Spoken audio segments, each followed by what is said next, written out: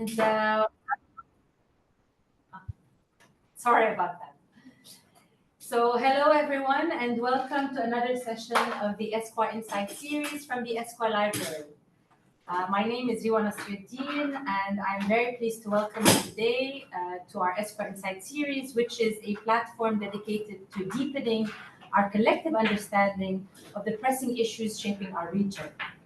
And today we're going to be turning our focus to a generation that is rapidly redefining activism, innovation, and leadership, Generation Z. With more than half the Arab region's population under the age of 24, the importance of genuinely engaging young people in decision-making processes cannot be overstated. Their ideas, perspectives, and energy are not only valuable, they are essential. We're honored to be joined by Mr. Anas Darkawi, a dedicated advocate for youth inclusion and participation. Thank you so much, Anas, for being with us. Anas is a civil society and international development practitioner with over 20 years of experience supporting organizations and leaders across the Levant. His work spans organizational development, leadership coaching, training, impact assessment, and strategic consulting.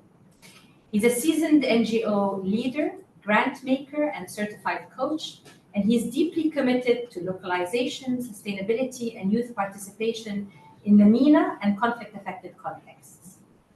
Adding powerful depth to today's discussion, Anas will be accompanied by 5 young participants, Mariam, Ragad, Hisham, Rania, and Aya. Thank you all for being with us, each of whom will share their own personal experiences navigating decision-making spaces. Their voices will ground our conversation in lived realities and remind us of the diverse challenges and opportunities that face Generation Z, or Gen Z. Together, we'll explore what meaningful participation looks like in practice and how organizations like the UN can foster more inclusive intergenerational dialogue and leadership. Thank you all for being with us today. Let's begin. But allow me first to remind all of our participants, thank you for everyone who has joined us, to please post your questions in the Q&A function of our app, and we will take the questions as we go along. Allow me first to give the floor to Anas Darkawi. Thank you so much, Anas. The floor is yours. Riwa, thank you very much for the introduction. Thank you very much for organizing this conversation, and I hope it becomes a series of conversation because the topic is so wide and it's so important. It's really hard to cover it in one session. And I'm very pleased that, to be honest, this is about Generation Z, and they should be the main speakers. I'm really here just to frame the discussion and just to speak about my interest in the topic and what I have been doing to facilitate better dialogue and more opportunities for Generation Z to take their not only well-deserved, the important space that they already occupy, just to be a little bit more spotlighted. And as you said, to also maybe inform some new ideas for organizations that work with Generation Z and that work with development in general, for the importance of this participation and how it could be really very beneficial for everybody involved. And for all initiatives to be more sustainable, more strategic, and more genuine on the ground. So thank you very much. My interest in this started. I did my master's on youth participation and development project, and the conclusion of my thesis was that youth are included, but not when not when it is about resources allocation and important decision making.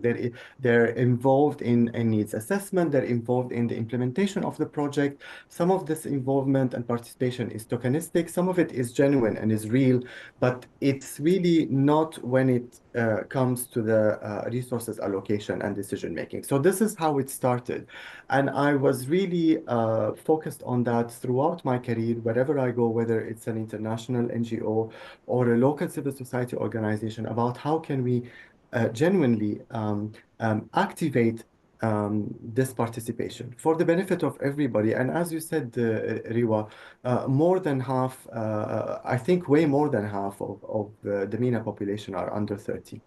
I mean, we're focusing on Generation Z today because I was thinking a few years ago that, you know, when the uprisings that swept the MENA region started in 2011, Generation Z were very, very young. In fact, some of them were toddlers or not even born then.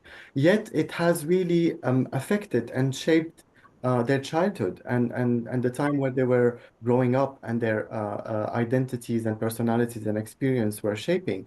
There were lots of conflict in the last 15 years, lots of displacement, lots of economic crisis, pandemics, I mean, you name it, and has definitely affected all of us and the Generation Z as well.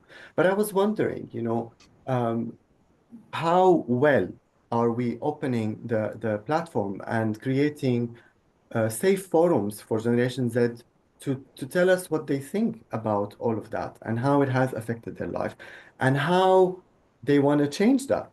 What are their perception for the future and also for the present? Because we often say, oh, Generation Z or the young people are about the future. Actually, it's not only about the future, it's about the present. It's about today. And I think if we keep engaging with the traditional patriarchal society where, you know, older people make the decision, younger people have to wait for their turn, uh, men take the decisions, women have to take their turn. So when we replicate that, we're going to end up in loops and not necessarily make breakthrough. Generations that have everything that it takes to participate. They're very digital savvy. They have digital fluency. They're very creative. Some of them have actually been raising up in more than one environment because of the displacement. They speak more than one language, a lot of them. And even those who were less advantaged and unfortunately were not able to continue their education because of the displacement or the conflict, have developed lots of skills. Some of them started working very early. They have lots of entrepreneurship. They have lots of ideas. So it's really really important to have not one-off conversation, not one-off platforms, but really to have this as a continuous dialogue and just create the channels to have a safe environment for young people to participate and a consistent channels, and then we will be fine. So um, I just started by running several webinars in the last few years with many young people. And I wouldn't say that these are representative because, again, you know, we have people in displacement, we have people in the diaspora, and we have Hisham today, for example, with us is from the region, but now is in the diaspora. And we have people in the cities, in rural centers, different countries. So the webinars that I was involved with were not representative necessarily, but they presented a wide range of ideas of young people from Generation Z. And I just basically just asked them, what are your priorities? What do you think we need to focus on? What do you need to, you know, what is important for you? Um, so that we can start to think together and formulate programs that are relevant to their needs and to their priorities, and also to have their perspective in transforming challenges into opportunities and use their creativity and entrepreneurships. So in summary, there were three priorities that most of the participants in the webinars that I run agreed on. And again, this is not representative, and I'm really happy that I am today accompanying 5 Generation Z. They will tell us if this is really a priority for them or not, and if not, what are their priorities and what do we need to focus on and how can we work together better. Um, there were three priorities. One, political participation. So despite all the dire situation, despite all the lack of opportunities, young people want to be part of the political transitions, political changes, decision making, not necessarily only on national level, it could be on the community level. but they really want to be part of decisions making. Learning and education. And again, not only education in the traditional form, but lifelong learning skills. We unpacked this in a specific webinar, and then they were talking about how can we use AI in education and learning? How can we tailor learning to the individual circumstances and learning abilities and preferences? How can we certify learning if people are displaced and not able to take formal learning? How can we, for example, make it more linked to the job market? There was a lot, quality issues, language issues. So, I mean, under education and learning by itself, there were like heaps and heaps of points and issues. And the third point was employment and entrepreneurship. How can we make sure that there are opportunities for young people to work, to earn a living, dignified living, but also to allow them the opportunities to be entrepreneurial. I mean, as you know, under that there is a lot of the access to funding, the regulatory issues across the Arab world, programs that can help young people, for example, work within their communities, identify their needs, and then have some seed funding to do some of these communities. So there were a lot to unpack.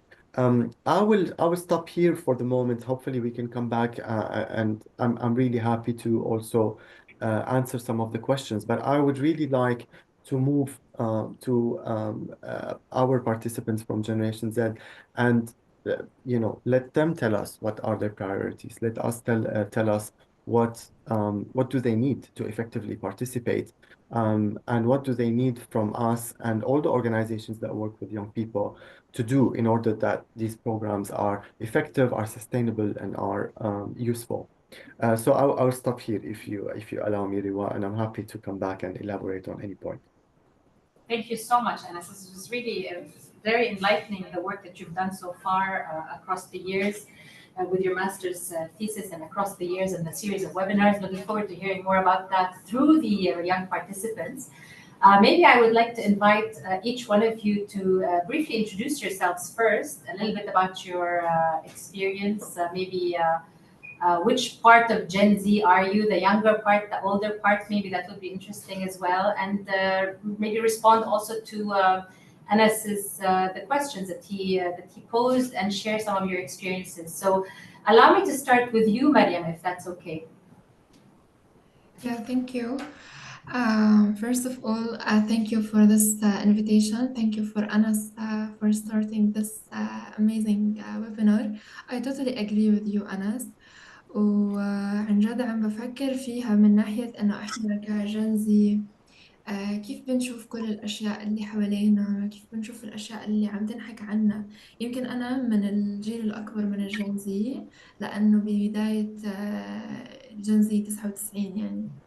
بس بحس إنه حاليا شوي صار في عم بيعطونا مساحة، لأنه إحنا شو عم نحكي على الأشياء اللي بدنا إياها، عم بيكون في إلنا مساحة أكبر نحكي بشكل حر إنه قد إيه إحنا عنا طاقة بدنا نعطي أشياء فيها. بس بحس ستيل في أشياء بتكون بشكل شكلي بس عشان إنه إحنا موجودين. يعني الشباب بيطلبوا إنهم يكونوا موجودين ب decision making، بيطلبوا إنهم يكونوا موجودين ب civil society organizations ناس فاعلين مش مجرد مشاركين، وهذا الإشي بصير. بس للأسف إنه ستيل في أشياء بتكون فقط شكلية وجودنا على الطاولة. ما بينسمع رأينا كرأي جدي، لأنه لسه بيشوفوا إنه في جاب ما بين ما بين الخبرة اللي هم بيعتمدوا عليها كسنوات، وما بين إنه إحنا يعني تعرضنا لكتير أشياء بفترة حياتنا. يعني إحنا كانت فترة طفولتنا هي فترة الربيع العربي، بعدين انتقلنا لفترة حروب وحضرنا. يعني أنا بحس حالي مرقت على كل الأشياء اللي أهلي كانوا يحكوا لي إياها وأنا صغيرة، بس بفترة كتير قصيرة. فبحس حتى باليوم الواحد بصير أكتر من إشي.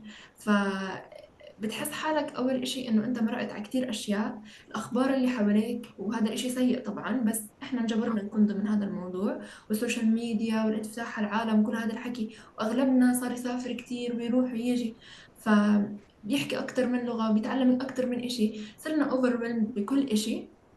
Mariam, allow me to stop you for 1 second to inform everyone that I will be, or Anas and I will either will be translating what you said at the end. Okay. Thank you. Okay. Please continue.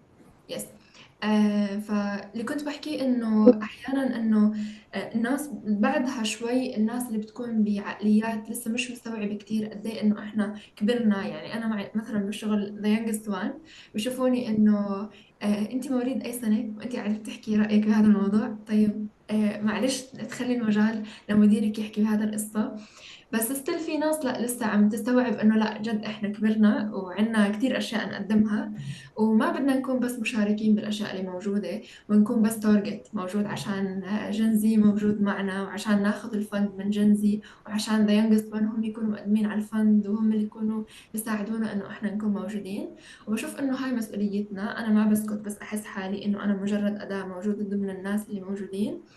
وأنا بشتغل مع شباب بالمخيم، شباب السوريين، وهم أصغر مني وتعرضوا لأشياء كتير أكتر مني، لأنه أنا ما تعرضت الحمد لله لحروب وهيك، بس هم أكتر مني مبدعين. فأنا بشوف إنه عن جد كل ما الحدا تعرض لتجارب أصعب هو عم بيطلع حدا مسؤول أكتر، عم بيطلع إنه هو عنده تجارب أحسن منا. فخلينا نآمن بهدول الناس، ناخد بيلرز معينة نعطيهم يكونوا هم الليد على كل إشي. لأنه إذا بنضل نحكي إنه they are the future leaders، إحنا لا، إحنا بالفيوتشر هلا، إحنا هلا الليدرز المفروض. ف يس وثانك يو أنس إنه أنت عم تطرح هيك قضية. وعن جد أنا كتير بآمن إنه إذا إحنا ضلينا نحكي بالإشي حيرتفع صوته أكتر، حيكون في مساحة أكبر إنه نحكي فيه. وونس إنه صار في مساحة حيكون هذا الإشي بيساعد الجيل الجديد على إنه ياخذ المساحة اللي بيستحقها. Thank you so much, Mariam. Allow me to quickly, speak about what you are, convey what you said in English. So basically, you were born in 1999, and you said that there is currently a space to speak freely, and you have a lot of energy, and that there is a lot of energy out there to engage Gen Z, but you feel sometimes that things are still happening in a superficial manner, that you are just being engaged as participants, not really as effective agents of change. You're saying that in reality, you come with a lot of experience, not in the number of years of experience, but more in the type of experience that you've lived and the circumstances that you've been through, whether it's displacement or conflict or other things, like the experience that you're bringing. And that sometimes you might be penalized because of your age. If you're a young person, they might, the old way of thinking might be that they might look at you and say, you don't have years of experience, so maybe you don't know enough about what you're talking about, and maybe someone older should speak about the issue. But rather what you're saying is that you have a lot of experience that comes from life, and that you should be able to share that experience with others. And that this experience also enriches you and makes your engagement even more meaningful. You feel that you have a responsibility yourself to be engaged and to be speaking, and you yourself are working with young people in Syrian refugee camps, or Syrian young people in camps, and basically who are even sometimes younger than you, or have even gone through harsher experiences than you. And you say that they have a lot to give, and you believe that people should listen to every single one of these young people. And basically, you're saying at the end that you believe that the more you speak and the more that you're able to speak, the more the space is bigger, and that allows you to engage, and therefore the better things will be in the future, and that you are not just speaking for the future, but you're speaking also for today. So thank you very much, Mariam, for sharing your experience. So allow me now to turn to Hisham. Hisham, I understand you're in the diaspora now, so maybe you can share with us some of your experience as well. صباح الخير جميعا، يعطيكم العافية. أنس، بس قل لي يعني إمتى بتحب وقف بالكلام لحتى تقدر تعطي يعني بتخيل هلا الارينجمنت مثل ما عملت روا، بس لخلصت مريم ترجمت وانا كمان I'm happy to take points and help. اذا بتحب هشام يعني go along وبعدين بنترجم. شو رأيك روا؟ That sounds good. Thank you. اوكي بيرفكت. هشام خلص go ahead. تمام، شكرا كثير. اولا تحياتي لكم وشكرا كثير على هي خلينا نسميها ندوة لحتى نحن عن جد نسلط الضوء على مشاكل شباب زد. أنا اسمي هشام قربة، ناشط بالمجتمع المدني ومدرب في القيادة وبناء السلام على مدى سنوات طويلة. يعني أنا بلشت بالعمل المجتمعي من خلينا نقول بداية الأحداث السورية.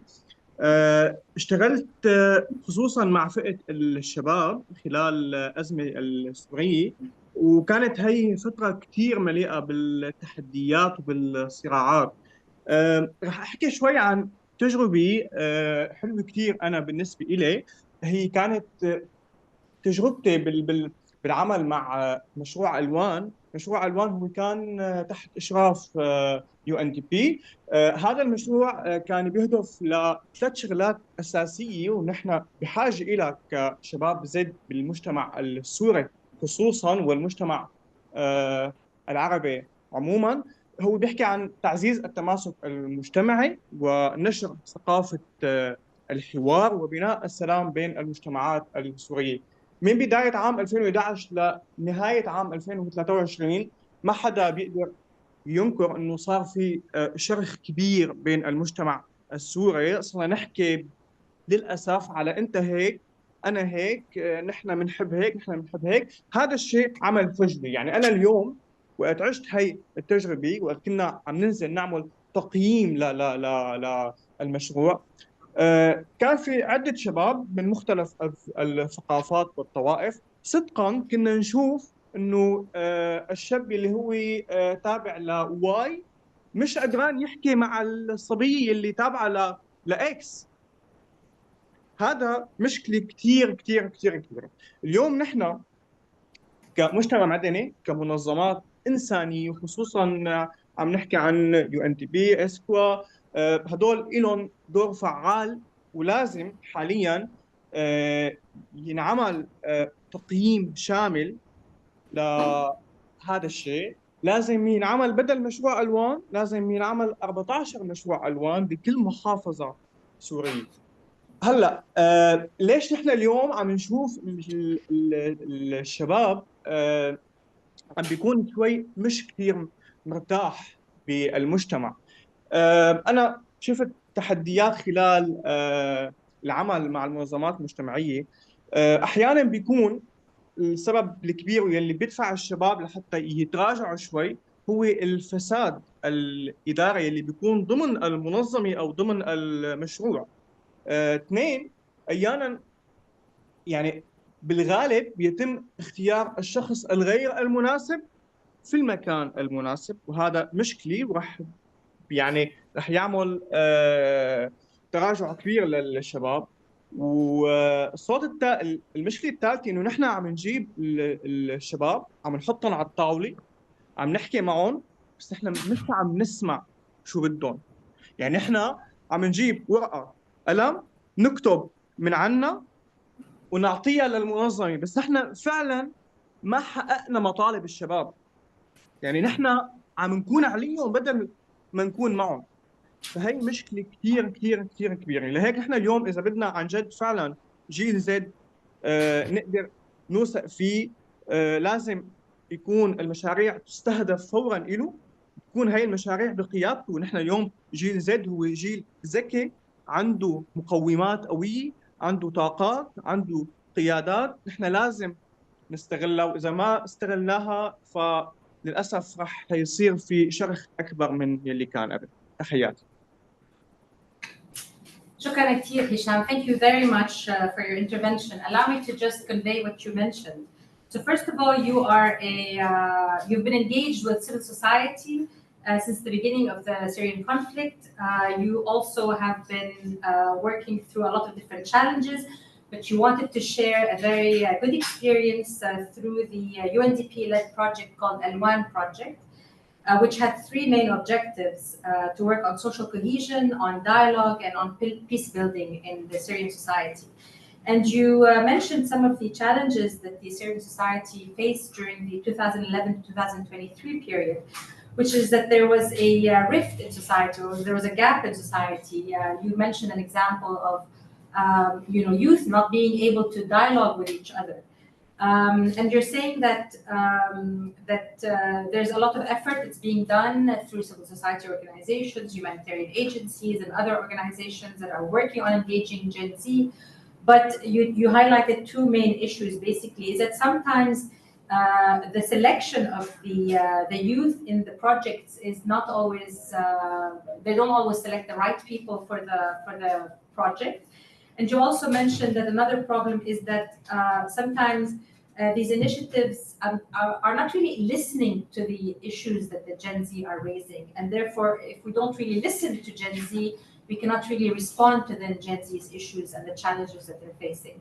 And that if we want to really engage Gen Z and to trust them to engage with us, then we really need to focus on them, we need to target them in our projects, in the work that we're doing.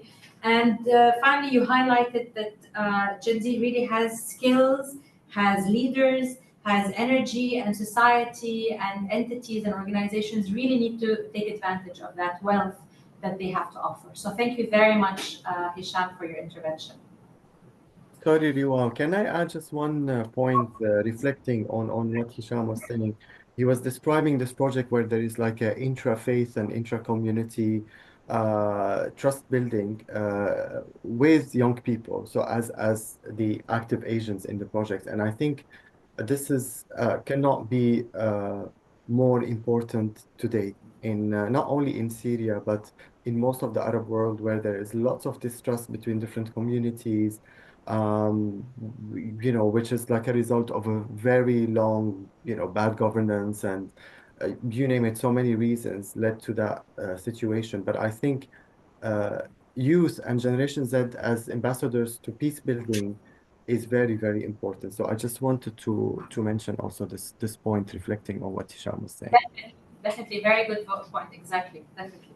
Thank you for sharing that, Anas. Okay, allow me to turn now to Rania. Would you like to share your experience with us, Rania? Yes, of course. Hi, good morning, everyone. Thank you, Anas. First, thank you so much for including me in this conversation. And thank you for always being a champion of the Gen Z. We definitely love you so much. My name is Rania Ali. I am the oldest of the Gen Zs. I was born in 1995, so I'm no longer, I feel I don't have the right to consider myself youth. But this generation that was born between mid 1990s and the early 2000s were raised in a world that was just shaped by crisis, disruption, and digitization. But for me specifically, I'm from Syria.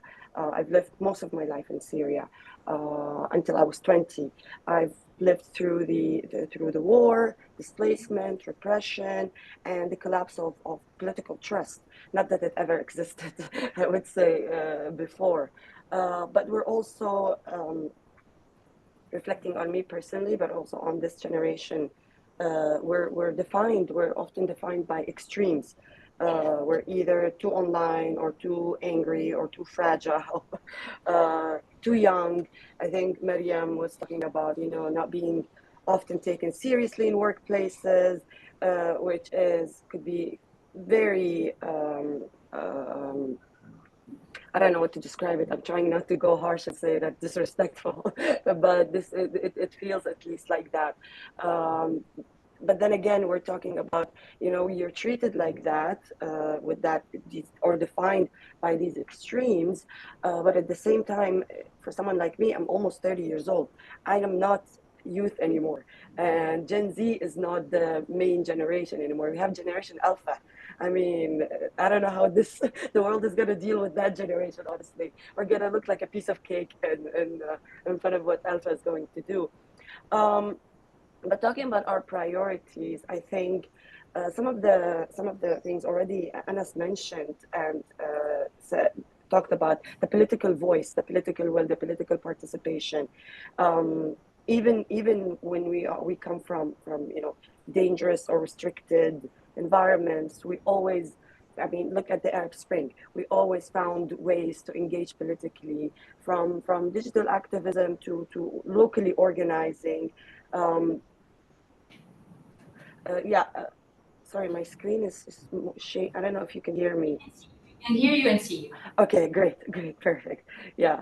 So I was saying that even though in being raised or being in being in restricted or dangerous environment or countries or specific situation, we always found ways, we always still find ways to politically engage through digital activism or local organizations or participating in civil society, but also in diaspora networks. We always found a way to influence, to resist, to speak, but the problem remains that when it comes to actual political participation or decision-making power, we're sidelined, because we get politicized too much. It no longer becomes a political participation, مشاركة سياسية, it becomes تسييس. So our voices, our existence becomes it's directed in a different way. Other priorities, I think, right now, not right now for Gen Z, I think also the world, is climate and migration.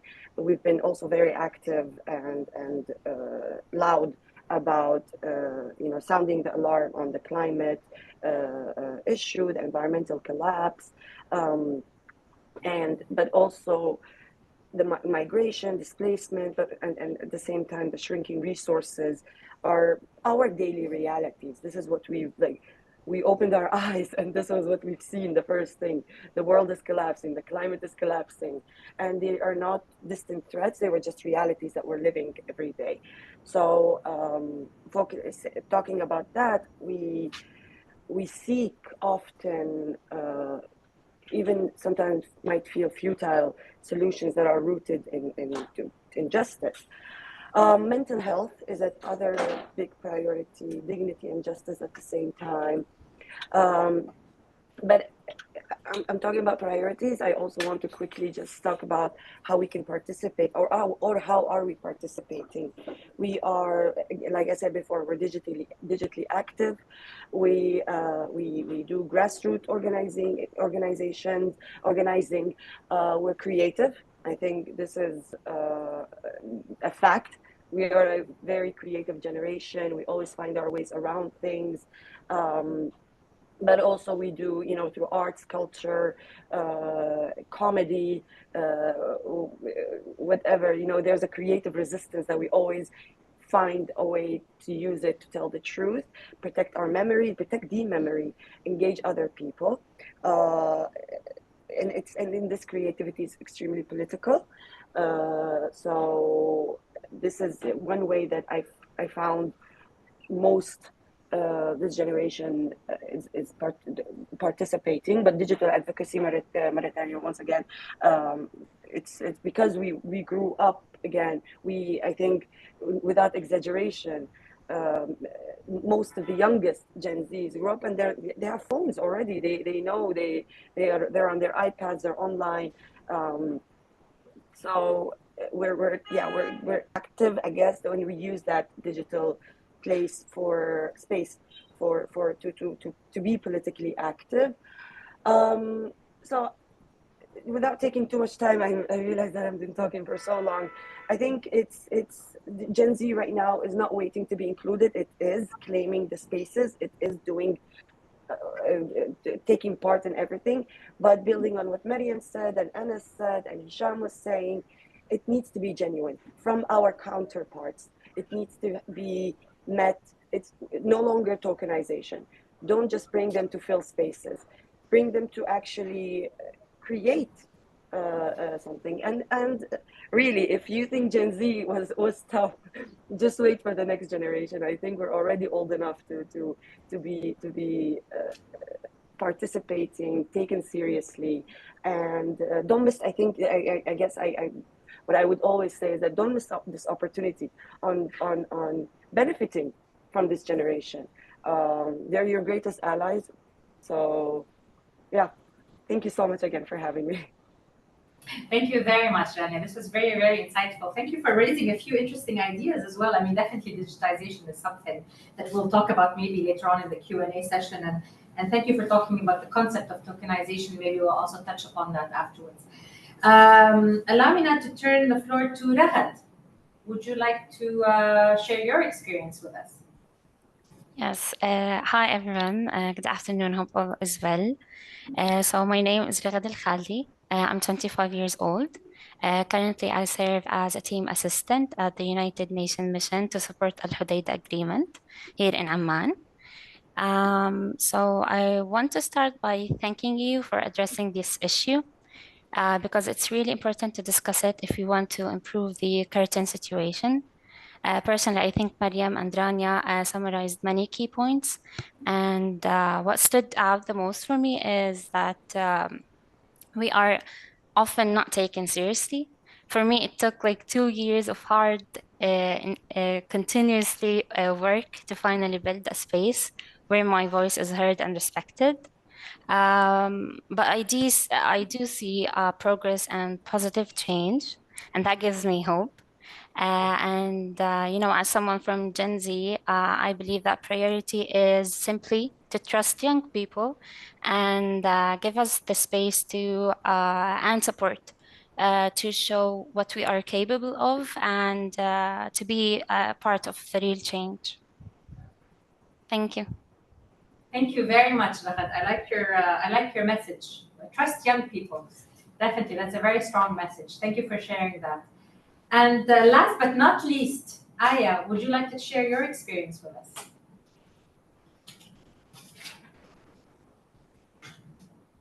Is Aya online with us?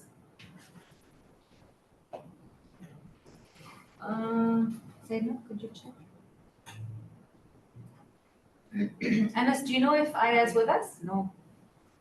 It seems that maybe there was a connection problem. I believe she was on the call, but maybe it was dropped. Maybe she had a connection problem. Maybe once she reconnects, we will have her share her experience Sure. as well. Yeah, and maybe she can participate in the Q&A discussion. Of course, definitely.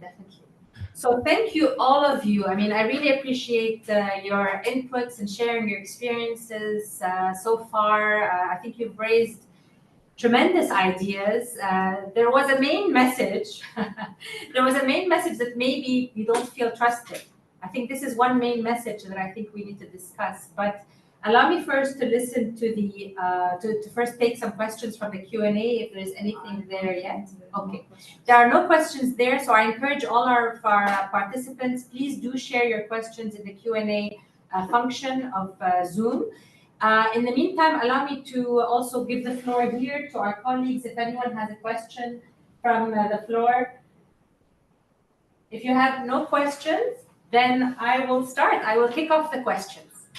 So, to quickly summarize, I mean, I've heard a consistent message is that you are yourselves working on yourselves, which is amazing. So you feel a sense of responsibility.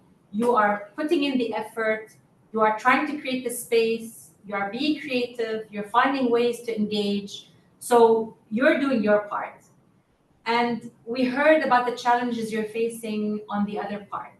So allow me first to ask you, Anas, about the main question. What is meaningful inclusion or participation in your opinion? And because this is a challenge I think that everyone has raised. So some people have mentioned tokenization. Some people mentioned that they still consider that our age we're too young, and therefore we might not have enough experience or enough to share. Some others think that maybe we need to prove something before we can be listened to. This is what we've heard in terms of challenges. But Anas, from your experience, of course, through the webinars, and of course, this question will also be posed to the colleagues who are also participating. What is meaningful participation? Thank you very much, Riwa, for the question. I think this is a very, very important question with no one clear answers. I mean, we heard a lot of the Gen Z participants speaking about tokenism, speaking about being on the table, speaking about being asked about their priorities. But then they feel that they are not being taken on board. Their suggestions, their ideas are not taken on board. And I think this is what makes them feel disappointed and kind of start to lose trust in the process and feel that they are being invited just to kind of tick a box or to show that we're doing what we need to do. But I think this trust can be restored, and I think participation can be more meaningful when there is really an effective dialogue, even if not all the suggestions are taken on board, but a dialogue on why the resources allocation went that direction instead of that direction also could help. Because I mean, I understand that in reality, it's not just because, all the suggestions are going to be implemented. This is very difficult. There is always competing demands for resources, and reality say that there are lots of competing interests. And again, we said, I mean, even today we're hearing to four, or hopefully now Aya's back, five different perspectives, but they're not representative. Again, these are just a variety of voices. So I think to restore, I think meaningful participation does include trust. Trust that if I'm giving you my idea, you are going to take it seriously, you are going to study it, you are going to do a feasibility study.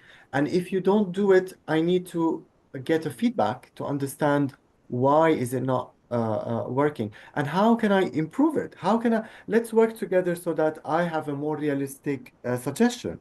Because often we dismiss young people ideas of being unrealistic or being let's say, not smart enough in that specific measurable, the rest, and that is just not really feasible. Okay, let's work together on making it more feasible, more realistic, more efficient in terms of resources. This will build trust, and I think also what happens is that there is this one-off dialogue, one-off invitation for Gen Z or for young people to tell their priorities and then radio silence. So also, I think this also contribute to the feeling that this is not meaningful, not genuine, and it's more tokenistic. So I would love also to hear from the Gen Z participants on how do they feel it could be more meaningful, and also maybe having the opportunity to hear from Of course, thank you very much. And Aya, welcome back. So maybe we'll start with you. If you could quickly share with us a little bit about your experience and maybe respond to this question about what is meaningful participation in your opinion?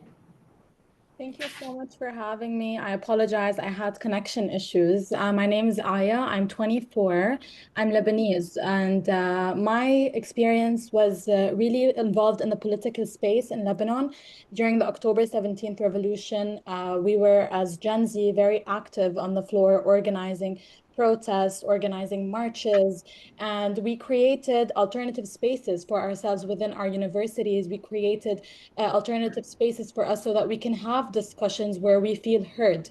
Now, it's very important to note that while we were still active and we were on the floor and we were participating and trying to change the political reality of our country, we were, of course, sidelined, not heard, ridiculed, believed to be too young to be speaking about these things. And the same political regime that has been governing Lebanon, and I think this is true for many of the Arab countries, is still taking the same face with different individuals. And we as Gen Z can recognize how this pattern can be destructive for us and how we want to create an alternative reality for ourselves, whether it was through education, through political participation. And I think one of the very important things that Anas mentioned when he was introducing himself was how the patriarchy is actively harming us, and how this patriarchal society has been really hindering Gen Z from taking like certain positions and certain leadership roles. And especially as a woman and someone who is very very, very like enthusiastic and very passionate about women's rights. And this is something that I believe, and this discussion, I believe, is very important, and one of the first steps that we can start to take in order to involve Gen Z in decision making. It's not just about talking, it's not just about discussing, it's about actively putting laws and implementing things that allow us to participate in our future. يعني بمعنى تاني نحن لنا حق إنه نحقق مصيرنا، ونحن لنا حق إنه نحن يكون لنا دور فعال بمجتمعنا من خلال القوانين اللي هي بتسمح لهيدا الشيء، مثلا سن الاقتراع وغيره. فبفتكر أنا نحن من هالمحادثات فينا نحن نبلش شوي شوي نسلط الضوء على هدول الأمور. Thank you. Thank you very much, Aya. And you mentioned that some changes, when you're speaking in Arabic, you mentioned that some changes could be implemented through laws, for example, and you advocated for a change in some laws, like, for example, the voter age, for example. Thank you very much for sharing your experience, Aya. And any of the other colleagues, would you like to respond to some suggestions for meaningful participation?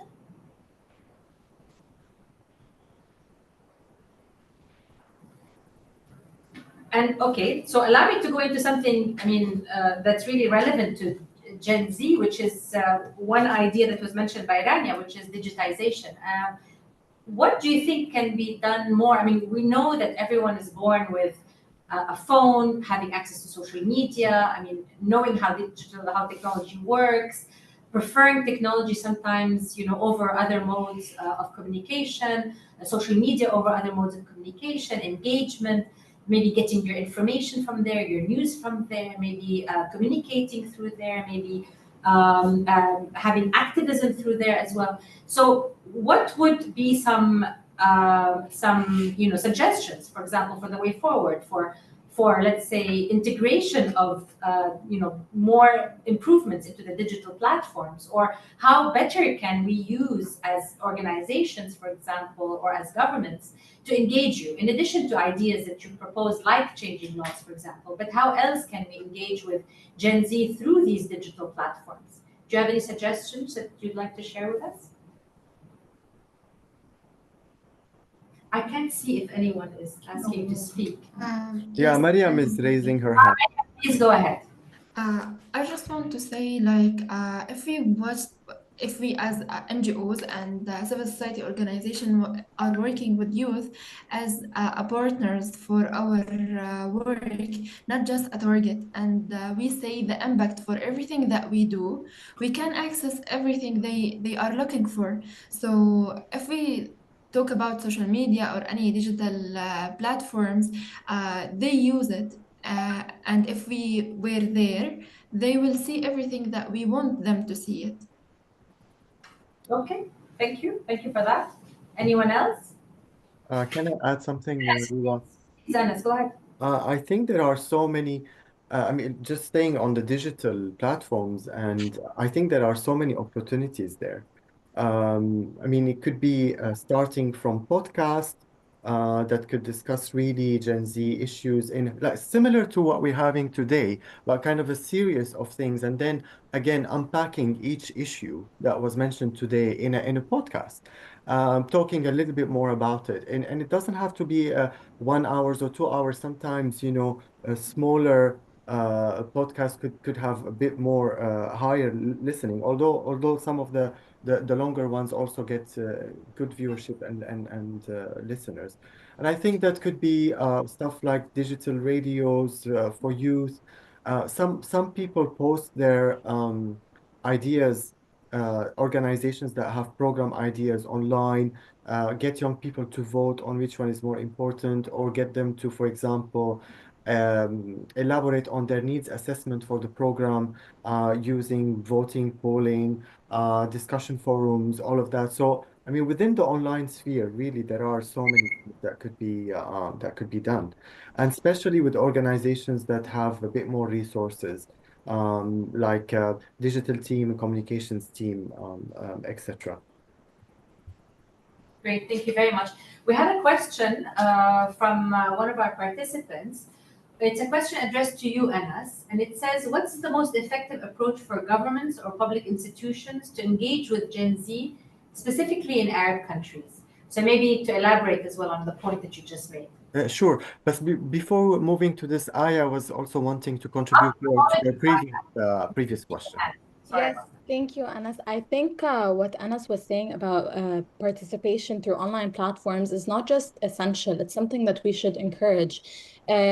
For example, we can bridge the gap between Gen Z and actual decision makers if it's not possible for us to participate in actual seats and actual places in government or in other big institutions.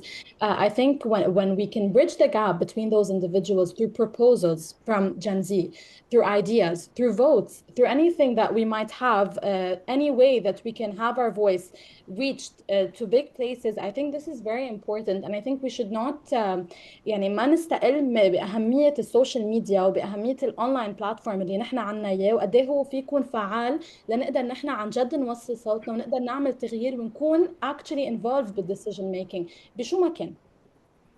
Yes, thank you very much. So what you said in Arabic is that you're really advocating for the youth of social media to make a change, basically. So I just wanted to say what you said in Arabic. So Mariam also wants to make an intervention, and then we'll ask the question to you, Anas. Just one point I want to add it. Sometimes organization when it look for Gen Z and the younger generation, they just want to see them and their contribution on social media and so on. So sometimes it's come something negative to the people who are not engaging enough on social media because they have lack opportunities when the NGOs are just looking for the people from their profiles on social media. So we should keep in mind like not everyone should be influenced on social media to give them the opportunity to say something. This is coming very common on organizations that given opportunities to young people. This is something very negative for the ones who are not influencing people on social media or not having profiles on social media. Very good point, Mariam. Thank you so much for raising that. Anas, would you like to respond to the question? Sure. So the question was about organizations in general or the governments? It was about governments or public institutions to engage Yeah. with Gen Z. So what are the effective approaches? Yeah, I mean, there are so many effective approaches. I think the problem is that sometimes they are in place, but again, slightly more tokenistic.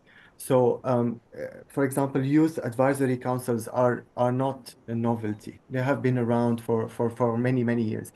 But most of the time they don't work because, again, they are mostly like a tick box. I think the value is more important. The genuine belief that it's very important to take on the ideas and the advices of young people who are the constituencies, who are, I mean, in democratic societies, they are the voters. They are, they are the ones that will lead the government to stay in position or not. In less democratic countries, there is no real motive for engaging young people. That's the problem. So it has to come from genuine belief of service to the community, and therefore there are so many other ways. I mean, apart from the youth advisory councils, there are people who also use digital tools. In terms of the e-governance now is very, very common, even in Arab countries, where actually the citizens can post their priorities, their feedback, whether this is a constructive criticism or complaints policy. So there are lots of ways whereby there are youth representatives from each communities. There are even in ministries now, you can have either a young person on the board or ambassador for the public institution. I think the tool is a little bit less important than the value. And when it's very easy because I think, as you said, young people are very eager to participate. And I think it was Rania who said, we're claiming our spaces. She says, we're claiming our spaces. We're not waiting for anybody to give us that power. But the problem is, if there is no genuine participation, which means dialogue, you will end up having like a generational conflict, or young people having their own tools and wanting something, and the other generation, are in their own realms and focusing on their own priorities, which is also not good. I think effective and genuine participation is a dialogue. Is the dialogue between different generation, is a fair representation of this 60 or 50% less than 30 years old, is to have just a fair representation. Again, it comes back to effective, democracy. And then the tool will represent itself, because there are no lack of digital tools, of representational tools, even in person within the public institution. And I've seen it work when they really want it to work. It really does work. And then it's just enough to have a group of youth from that community or from that constituency for them to say, how do you want it to work? And then their ideas and their suggestions will make it work. Yes, I think, an important point that you made before is that Gen Z are not just the future, they are now. And I think setting policy for the future, needs to engage now all the stakeholders, including Gen Z, to listen to their needs and their specific, requests and specific issues, to be able to put policy for the long term, building on an infrastructure, taking into consideration all the voices. And I think what we advocate here, for example, is whole of society.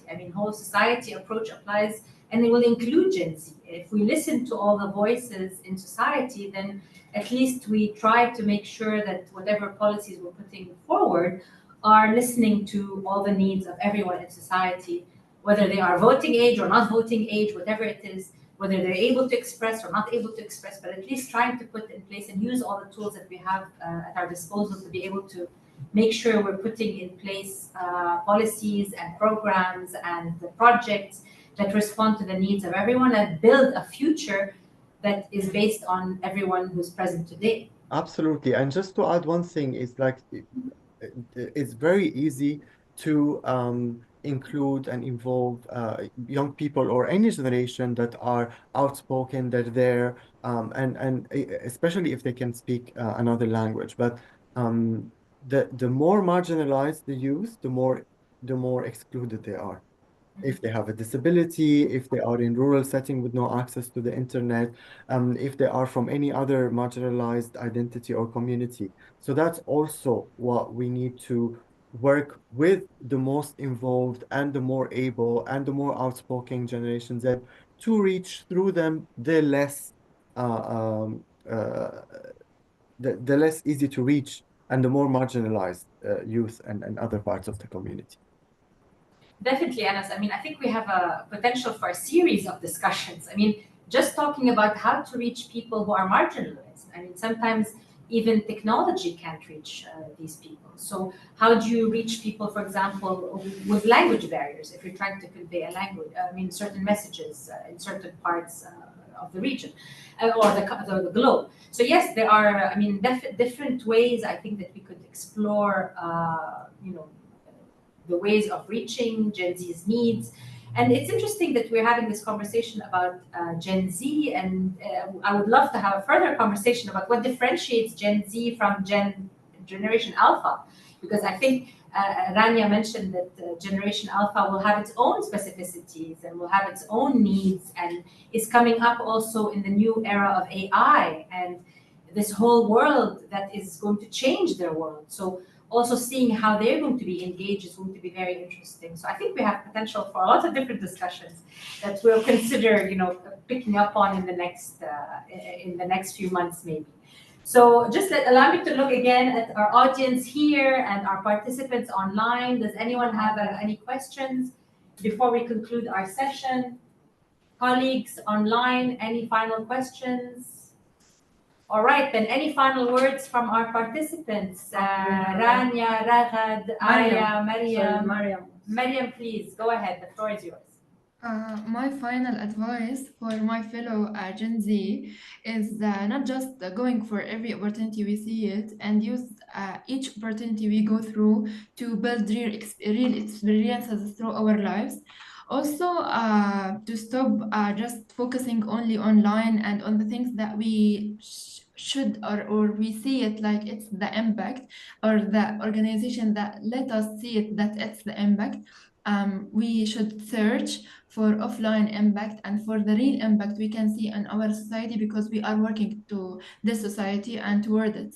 And if we make a true impact, then everyone will believe in us.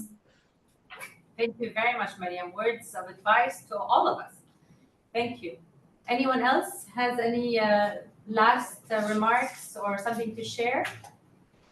Anas, the floor is yours. Would you like to say a few words? I really just want to thank you very, very much for organizing this. And also many thanks to Mariam, to Raga, to Aya, to Hisham, and to Rania. Hisham and Rania had to leave because they had other engagement.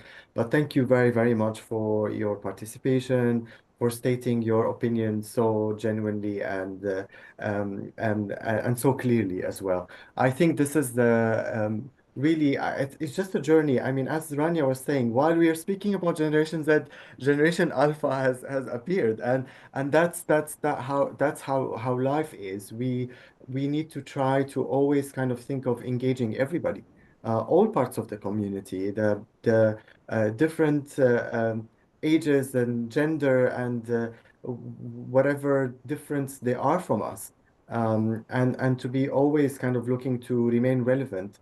And especially if we are an organization that develop development programs, especially for youth, we need to keep really kind of looking who is not on the table, who are we not hearing from, and how can we hear from them, and how can we make our programs more relevant. So yeah, thank you very, very much again for the opportunity. I hope it was a useful discussion for everybody involved.